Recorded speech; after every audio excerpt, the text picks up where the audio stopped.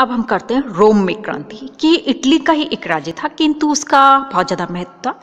ये पोप का अलग राज्य था तथा रोम उसकी राजधानी थी। 1846 में पोप पियस नवम गद्दी पर बैठा और वह बड़ा ही उदार था तथा शासन सुधार में विश्वास रखता था। उसने सभी राजनीतिक बंदियों को मुक्त कर जनता को संविधान प्रदान कर दिया। किंतु जब सार्डिनिया ने ऑस्ट्रिया के विरुद्ध इटली में युद्ध छेड़ दिया तो पोप ने इस राष्ट्रीय युद्ध में शामिल होने से इनकार कर दिया, क्योंकि ऑस्ट्रिया रोमन कैथोलिक चर्च का घनिष्ठ मित्र था और पोप की इस कार्यवाही से जनता क्रुद्ध हो गई तथा उसे राष्ट्रीयता का शत्रु समझने लगी। फलतः रोम में विद्रोह हो गया और रोम की यह क्रांति बड़ी भीषण थी और 5 नवंबर 1848 को पोप के एक मंत्री की हत्या कर दी गई। पोप भागकर नेपल्स चला गया और रोम में गणतंत्र की स्थापना कर दी गई। किंतु फ्रांस का नया राष्ट्रपति नेपोलियन, जो कि रोमन कैथोलिक चर्च का घोर समर्थक था, इस कार्यवाही को सहन नहीं कर सका और उसने पोप के पक्ष में रोम में अपनी सेनाएं भेज दी और गणतंत्रीय सेना परास्त हुई तथा फ्रांस की सेना ने गणतंत्र को समाप्त कर पोप के शासन को फिर से स्थापित कर दिया। अगला आता है डेनमार्क और हॉलैंड की क्रांति। कि 1848 में यूरोप में चल रही क्रांति की लहर से डेनमार्क और हॉलैंड जो है वो भी अछूती नहीं थे।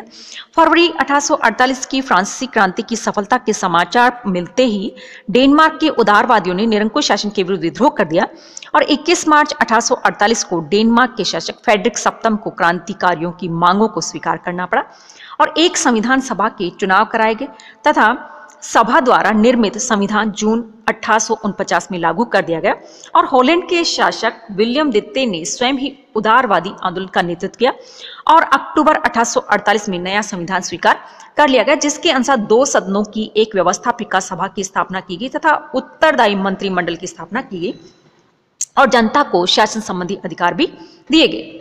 अगली बात आती इंग्लैंड पर क्रांति का प्रभाव। कि 1848 की क्रांति से कुछ अंशों में इंग्लैंड भी प्रभावित हुआ। इंग्लैंड में 1832 के सुधारों का लाभ केवल मध्यम वर्ग को प्राप्त हुआ था, किंतु निम्न वर्ग और विशेषकर मजदूरों को राजनीतिक अधिकार से अलग रखा गया। इसीलिए 1838-39 में इंग्लैंड में चार्टिस्ट आंदोलन शुरू हुआ और चार्टिस्ट नेताओं ने 1839 और 1842 में संसद के समक्ष अपनी 6 मांगे प्रस्तुत की थी, किंतु उन्हें सफलता नहीं मिली और 1848 की फ्रांसीसी क्रांति की सफलता से चार्टिस्टों को प्रोत्साहन प्राप्त हुआ और 10 अप्रैल 1848 को लंदन में एक विशाल आम सभा करने तथा एक बड़े जुलूस के साथ संसद को प्रार्थना पत्र देने की योजना बनाई गई और चार्टिस्टों ने 50 लाख व्यक्तियों का एक हस्ताक्षर युक्त प्रार्थना पत्र तैयार किया और शासन ने आम सभा पर रोक लगा दी तथा जुलूस को रोकने के लिए पुलिस व सेना का प्रबंध किया गया। इसीलिए जुलूस तो नहीं निकल सका, किंतु चार्टिस्टों का प्रार्थना पत्र संसद में विचार के लिए प्रस्तुत किया गया और प्रार्थना पत्र जो उसको देखने से पता चला कि उसमें अधिकतर हस्ताक्षर जो थे वो नकली थे। इससे चार्टिस्ट बदनाम हो गए और उनका आंदोलन सदा के लिए समाप्त हो गया।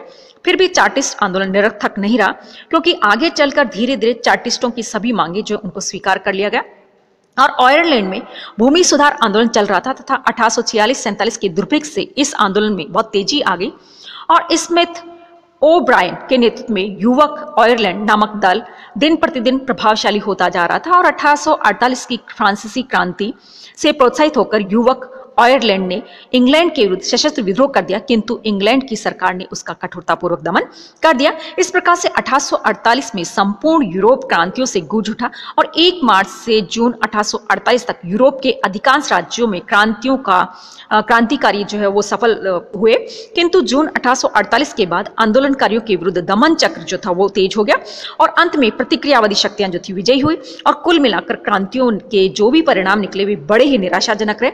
प्रतिक्रियावादी शक्तियों की विजय क्यों हुई तथा क्रांति की असफलता के क्या कारण थे, इसके बारे में भी हम अध्ययन करेंगे। अब हम अध्ययन करते हैं क्रांतिकारियों की असफलता के क्या कारण रहे थे, जिसमें सबसे पहली बात आती है क्रांतिकारियों के उद्देश्य जो थे उनमें भिन्न। हमने देखा कि हर जगह अलग अलग क्रांति जो हुई थी उनका उद्देश्य जो था वो अलग अलग था। कि वियना कांग्रेस की व्यवस्था, कुछ जगह तो क्या था, वियना कांग्रेस की व्यवस्था को समाप्त करना। इसके अलावा भिन्न भिन्न क्षेत्रों में उनके उद्देश्य भी अलग अलग थे और फ्रांस में उनका उद्देश्य 1789 की क्रांति की उपलब्धियों को फिर से स्थापित करना था और राजतंत्रीय व्यवस्था को समाप्त करना था। इटली और जर्मनी में उनका उद्देश्य मेटरनिक पद्धति के अंतर्गत स्थापित हैब्सबर्ग वंश की प्रभुसत्ता का अंत करना तथा साथ ही वे इटली और जर्मनी का एकीकरण भी चाहते थे। और हंगरी में क्रांति के आंतरिक संघर्ष आरंभ हो गया तथा राष्ट्रवादी व उदारवादी परस्पर झगड़ने लगे, जिसके कारण ऑस्ट्रिया ने उनका दमन कर दिया। और ऑस्ट्रिया में उनका उद्देश्य वैधानिक एवं उदार शासन स्थापित करना था और उद्देश्यों के साथ साथ उनके कार्यक्रम और कार्यविधि के संबंध में भी तीव्र मतभेद था। फलतः क्रांति असफल रही। इसके अलावा क्रांतियों का नगरों तक सीमित रहना, कि यूरोप में क्रांति का आरंभ मुख्य रूप से नगरों में हुआ था तथा नगरों में ही इन क्रांतियों का प्रसार हुआ और ग्रामीण जनता पर इनका कोई प्रभाव नहीं हुआ। और इनका कारण यह था कि ग्रामीण जनता अपने परंपरागत रीति रिवाजों में अधिक विश्वास करती थी तथा अपने जमींदारों, पादरियों एवं सरकारी अधिकारियों का पूर्ववत आदर करती रही और राज सत्ता का समर्थन करती रही। और नगरों में क्रांतिकारियों को ग्रामीण जनता का सहयोग और समर्थन प्राप्त नहीं होने से क्रांति जो थी वो असफल हो गई थी। इसके अलावा क्रांतिकारियों में एकता का अभाव, क्योंकि जितने भी क्रांतिकारी थे उनमें एकता नहीं थी, आपसी फूट थी, वो आपस में एक दूसरे से लड़ते झगड़ते या एक दूसरे का विरोध कर रहे थे। इसके अलावा क्रांतिकारियों में अनुभवहीनता, क्रांतिकारी जो थे वो अनुभवहीन थे, जबकि बड़े बड़े राज जो थे वो पूरी तरह से उनमें अनुभव था। तो इस प्रकार से अनुभवहीनता जो थी वो भी उनके फेलियर का कारण बनी थी। इसके अलावा विभिन्न जातियों में द्वेष की भावना, कि क्रांति असफल होने का सबसे बड़ा कारण क्रांतिकारी विभिन्न जातियों में द्वेष की भावना थी। कि बोहेमिया के सम्राट ने जब क्रांतिकारियों को सभी मांगे स्वीकार कर ली तो वहां की जर्मन और चेक जातियों में मतभेद उत्पन्न हो गए और स्लाव जाति के लोगों ने जर्मन लोगों के विरुद्ध अखिल स्लाव सम्मेलन आयोजित किया और इस फूट का लाभ उठाकर ऑस्ट्रिया के सम्राट ने वहां फिर से निरंकुश शासन की स्थापना कर दी।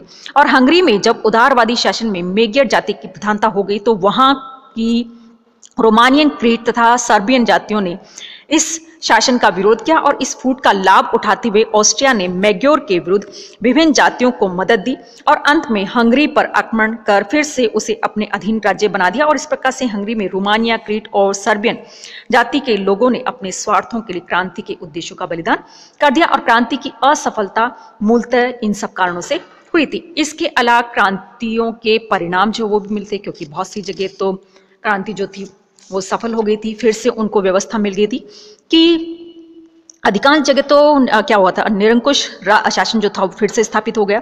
तथापि वे क्रांतियां पूरी तरह से निष्फल नहीं रही फिर भी, और क्रांति का दमन हो जाने के बाद विकास की गति कुछ समय के लिए रुक गई थी, किंतु प्रगतिशील विचारधाराओं को हमेशा के लिए नहीं दबाया जा सका।